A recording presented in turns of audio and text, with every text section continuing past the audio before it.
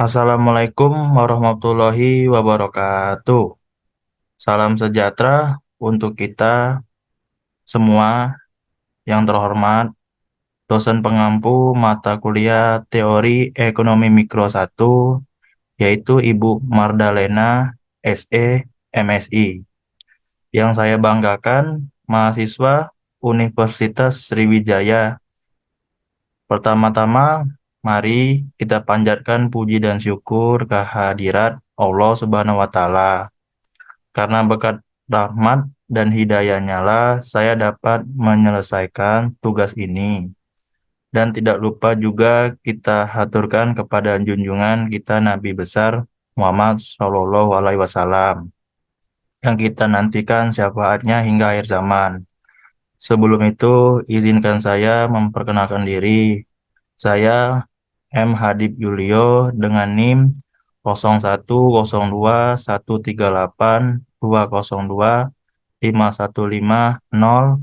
jurusan Ekonomi Pembangunan Fakultas Ekonomi Universitas Sriwijaya yang akan menjawab pertanyaan-pertanyaan yang telah diberikan.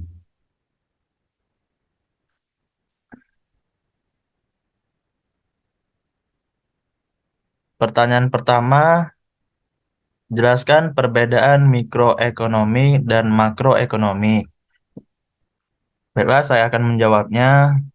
Untuk soal pertama, mikroekonomi berfokus kepada perilaku konsumen, individu, rumah tangga, dan perusahaan, serta interaksi di antara mereka. Ini mengkaji proses pengambilan keputusan individu dan unit kecil dalam perekonomian. Sedangkan makroekonomi mempelajari perilaku perekonomian secara keseluruhan dengan fokus pada agregat seperti pendapatan nasional, pengangguran, inflasi, dan pertumbuhan ekonomi. Ini mengkaji keterkaitan antara berbagai sektor dan menganalisis kinerja perekonomian secara keseluruhan. Baiklah, untuk soal selanjutnya, yaitu jelaskan real price dan nominal price.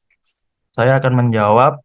Untuk itu, harga nominal suatu barang bisa disebut terkadang juga dengan harga rupiah sekarang, merupakan harga absolutnya. Harga real suatu barang terkadang disebut dengan harga rupiah konstan, merupakan harga relatifnya terhadap ukuran harga agregat. Dengan kata lain, inilah harga yang disesuaikan dengan inflasi. Persentase perubahan dalam IHK menjadi acuan tingkat inflasi dalam suatu perekonomian. IHK adalah indeks harga konsumen. Persentase perubahan dalam IHP menjadi acuan tingkat inflasi, harga, dan memprediksi perubahan IHK di masa mendatang. Jadi, indeks harga manakah yang sebaiknya kita gunakan untuk mengubah harga nominal menjadi real? Jika yang diamati tersebut adalah barang atau jasa yang biasanya dibeli oleh konsumen, gunakan IHK. Jika yang diamati adalah produk yang biasanya dibeli kalangan pengusaha, gunakan IHP. IHP indeks harga produsen. Ini dia contoh kurva nominal price dan real price untuk digambar 1.1 menunjukkan upah minimum dari tahun 1938 hingga 2015. Keduanya dalam bentuk dolar nominal dan konstan pada tahun 2000. Perhatikan bahwa meskipun upah minimum yang disetujui telah berangsur-angsur meningkat, secara real, upah minimum sekarang tidak jauh berbeda dengan dekade 1950-an. Pada tahun 2007, keputusan untuk menaikkan upah minimum merupakan keputusan yang pelik. Meskipun upah minimum yang lebih tinggi memperbaiki taraf kehidupan para tenaga kerja yang selama ini dibayar di bawah tingkat minimum.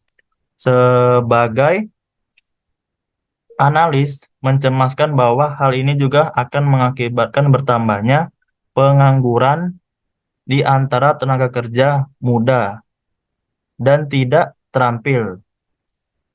Permasalahannya, normatifnya adalah apakah hilangnya lapangan kerja bagi remaja dan tenaga kerja tidak terampil sebanding dengan dua faktor ini. Satu, manfaat langsung bagi tenaga kerja yang kini upahnya meningkat. Dan dua, manfaat tidak langsung bagi tenaga kerja lain yang upahnya mungkin meningkat bersama dengan upah mereka yang tingkat upahnya mendekati upah minimum. Untuk pertanyaan selanjutnya itu, jelaskan kurva keseimbangan dan demand and supply. Eh, untuk kurva penawaran dan permintaan dapat digunakan untuk melacak dampak dari perubahan-perubahan ini, yaitu di gambar 2.6 misalnya, pergeseran ke kanan pada penawaran dan permintaan menghasilkan harga yang sedikit lebih tinggi dari P1 ke P2 dan kuantitas yang jauh lebih besar dari Q1 dan Q2. Secara umum, harga dan kuantitas akan berubah bergantung pada sejauh mana kurva penawaran dan permintaan bergeser dan bentuk kurva-kurva tersebut. Untuk di gambar 2.6 pada contoh ini, pergeseran ke kanan pada kurva penawaran dan permintaan mengakibatkan harga yang sedikit lebih tinggi dan kuantitas yang jauh lebih banyak. Secara umum, perubahan harga dan kuantitas bergantung pada sejauh mana setiap kurva bergeser dan bentuk dari kurva tersebut. Untuk di gambar 2.7, mekanisasi peternakan ayam petelur telah mengurangi biaya produksi telur sehingga menggeser kurva penawaran ke bawah pada saat yang sama. Kurva permintaan telur bergeser ke kiri karena sebagian masyarakat yang sadar kesehatan mengubah pola makan mereka dan cenderung menghindari telur. Akibatnya, harga real telur turun drastis sementara konsumsi total tahunan meningkat dari 5.300 juta lusin menjadi 6.392 juta lusin. Untuk pendidikan tinggi, penawaran dan permintaan bergeser ke arah yang berlawanan. Untuk dilanjutkan, pada saat yang sama, kurva permintaan bergeser ke kanan ketika sejumlah lulusan SMU menganggap bahwa pendidikan tinggi penting. Nah, untuk pertanyaan yang terakhir, yaitu jelaskan elastisitas permintaan dan penawaran. Baiklah, saya akan menjawabnya untuk pertanyaan terakhir ini. Untuk permintaan, harga bensin yang naik tajam mengurangi kuantitas permintaan dalam jangka pendek karena menyebabkan pengendara lebih jarang menyetir.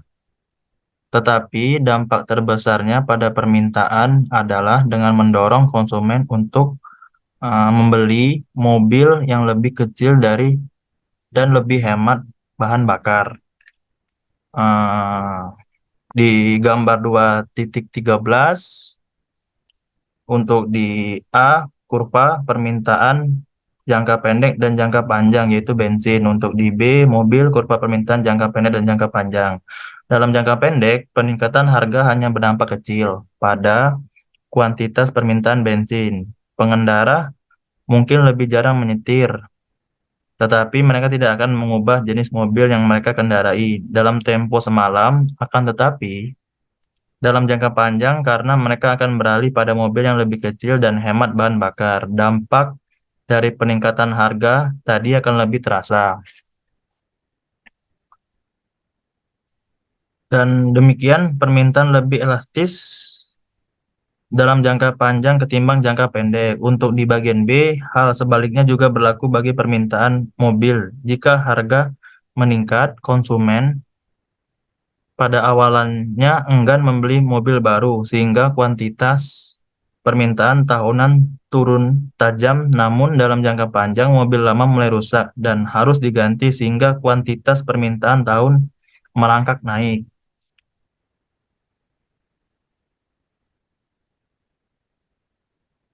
Untuk yang penawaran,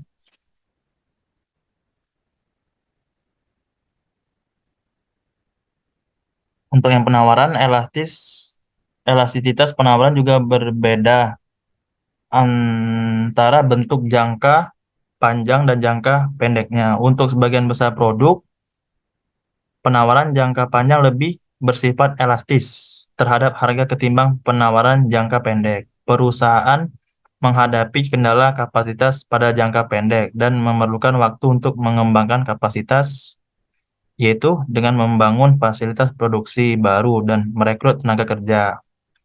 Hal ini bukan berarti bahwa kuantitas penawaran tidak akan bertambah dalam jangka pendek. Jika harga meningkat tajam, bahkan dalam demikian, meningkatnya permintaan hanya akan mendorong naik harga sewa pada jangka waktu yang lebih panjang. Dan tanpa kendali sewa, harga sewa yang lebih tinggi memberikan insentif untuk merenovasi bangunan lama dan membangun yang baru. Alhasil, kuantitas penawaran pun bertambah. Untuk di gambar 2.16, kurva penawaran jangka pendek dan jangka panjang. Seperti halnya sebagian besar barang lain, penawaran tembaga primer ditunjukkan pada bagian A, lebih elastis dalam jangka panjang. Jika harga meningkat, perusahaan ingin menghasilkan lebih banyak tetapi terbatas oleh kendala kapasitas dalam jangka pendek. Dalam jangka waktu yang lebih panjang, terdapat insentif yang lebih besar untuk mengubah tembaga bekas menjadi penawaran baru. Pada awalnya, penawaran sekunder yaitu penawaran yang berasal dari tembaga bekas meningkat tajam, tetapi kemudian ketika cadangan tembaga bekas menurun, penawaran sekunder berkontraksi. Penawaran sekunder oleh karena itu kurang elastis dalam jangka panjang daripada dalam jangka pendek. Baiklah, mungkin itu saja yang bisa saya sampaikan dan saya jawab. Sekian, terima kasih.